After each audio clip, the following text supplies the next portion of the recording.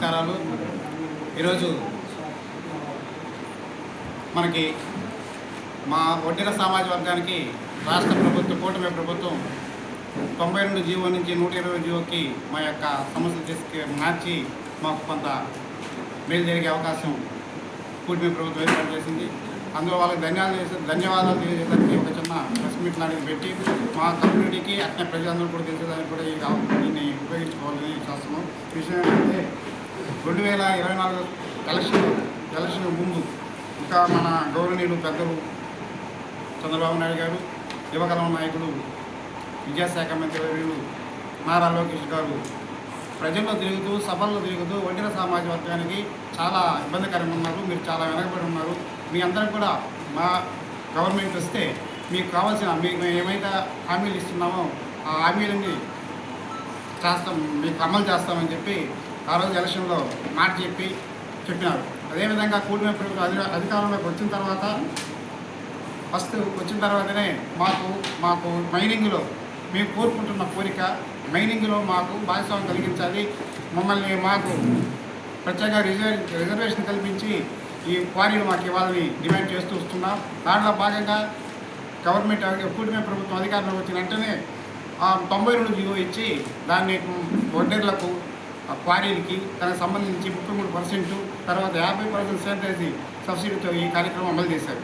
అయితే 92 జీవో ఇచ్చినప్పుడు 2 మండలాలే ఉన్నాయి. దానివల్ల మా సామాజిక వర్గానికి పెద్ద ఉపయోగం లేదని మేము మా సమావేశంలో మా వాళ్ళందరూ చెప్పారు. దీనివల్ల మనకి సక్రమైన అవకాశం లేదు, మనకి ఇచ్చేది వారి కంకర, మట్టి, ఈ 2 ఇచ్చినందుకు మాత్రమే మనం ముందుకెళ్దామని చెప్పి ఇక అందరూ మా వాళ్ళంతా మాట్లాడారు.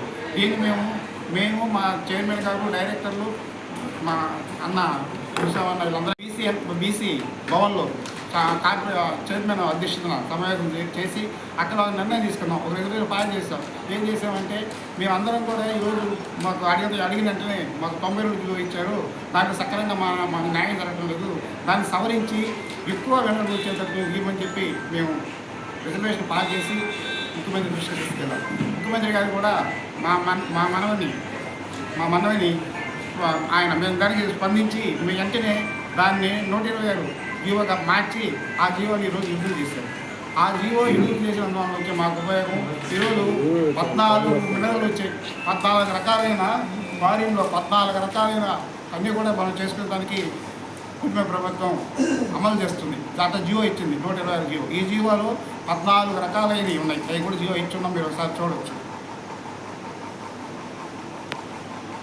దరఖాస్తు చేసుకున్నారు క్వారీలకి. కానీ ఈ జీవో వచ్చిన తర్వాత 45 రోజులు అవుతానే మళ్ళీ కూడా అందరూ అంటే గతంలో ఏంటి 6 నెలలకు ఒకసారి, సంవత్సరం ఒకసారి టెండర్లు పిలిచేవాళ్ళు, తప్పులు అప్లికేషన్ వేసుకునేవాళ్ళు. ఇప్పుడు అట్లా కాకుండా ప్రతి 45 రోజులకు ఒకసారి ఈ జీవోలో వచ్చిన దాని ప్రకారం ఎవరైనా సరే మనం వడ్డీర సహకార సంఘాలు కూడా 15 రోజులకు ఒకసారి, 45 రోజులకు ఒకసారి మనం దరఖాస్తు చేసుకోవచ్చు.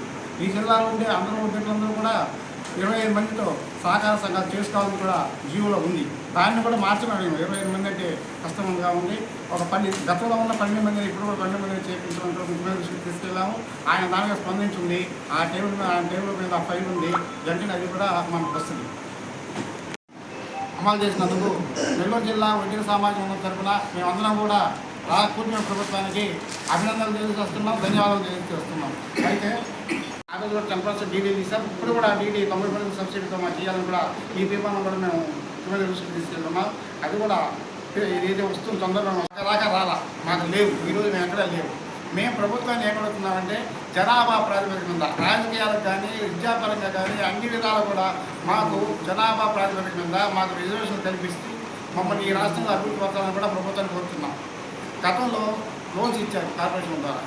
రాష్ట్ర వడ్డీర కార్పొరేషన్ డైరెక్టర్ మనము 2024లో చంద్రబాబు నాయుడు చెప్పిన పాదయాత్రలో లోకేష్ బాబు గారు పాదయాత్ర చేస్తాం, ప్రతి ఊరు ప్రతి జిల్లా తిరిగినప్పుడు కూడా మా స్థితిగతులంతా ఆయన కనుక్కొని మేము చాలా వెనబడిపోవడం, వడ్డీల కల్లా చాలా వెనబడిపోవడం, ఇంకా కొన్ని జాతులు కూడా వెనబడిపోయి ఈ జాతులతో కూడా కానీ ఆయన కనుక్కొని వెనకబడ్డ వాళ్ళకి మంచి చేయాలని చెప్పే తపంతో ఆయన మనకు 92 జీవో మా వడ్డీల కోరీలు హక్కు చెప్తానికి మా పెద్దల కానించి కూడా మేము గట్టి పని చేసేవాళ్ళం, కోరీలు దూరేవాళ్ళ నుంచి మాకు సాంప్రదాయం ప్రకారం దాన్ని వరుసలో పెట్టుకొని చంద్రబాబు నాయుడు గారు లోకేష్ బాబు గారిని మా కోరియల్లో 33% రిజర్వేషన్ కల్పించి మాకు 92 జీవో ఇచ్చారు. ఆ జీవోని మేము చాలా మాకు చాలా తృప్తిగా ఉంది. మేము సార్ దృష్టికి మళ్ళీ తీసుకున్నాం. 1-2 నిమిషాలు కదా సార్, ఇప్పుడు ఇవాళ మా ఆ జీవో చాలా మంది బాగాలేదు. మళ్ళీ మేము కార్పెట్టాం.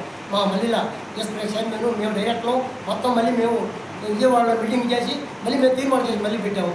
జీవో పెడితే ఆ జీవోని మళ్ళీ ఇవాళ ఆయన చంద్రబాబు నాయుడు లోకేష్ బాబు మంత్రివర్గంలో చర్చించి ఆ జీవోని మళ్ళీ 126 జీవోలు పాస్ చేసి మాకు ఇంకా కొన్ని ఇసులుబాటు విషయాలు వచ్చేట్టుగా అన్నీ కూడా గుర్తు చేశాడు. పోతే ఇవాళ రాజకీయంలో మేము లేవు. ఇవాళ మా పొలం 3-4% ఉన్నాం మేము. ఎక్కడ మా వడ్డీపాలంటే ఎక్కడున్నా 10 ఓట్లు 5 ఓట్లు తక్కువలేము మేము.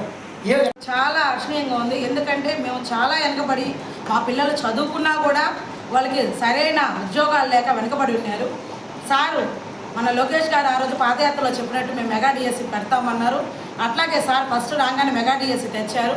1800 ఉద్యోగాలు మాకు వచ్చాయి. ఇప్పుడు అట్లాగే రెండోసారి కూడా ఏంటంటే మాకు క్వారీలు ఇస్తారని అప్పుడు చెప్పున్నారు. ఆ క్వారీలో భాగంగా 92 జీవో ప్రకారం మాకు క్వారీలు చేశారు. కానీ అది మాకు సరిపోదు. ఎందుకంటే 1, 2, 3 క్వారీలు ఇవ్వడం వల్ల మేము బాగా వెనుకబడిపోయి ఉన్నాము. అవి మాకు సరిపోవు అని మా పెద్దల ద్వారా మేము పంపడం జరిగింది. ఈరోజు మళ్ళా మాకు దాన్ని మార్చి 126 జీవోలో కొన్ని 14 యూనిట్లను మాకు మళ్ళీ కొత్తగా ఇచ్చారు.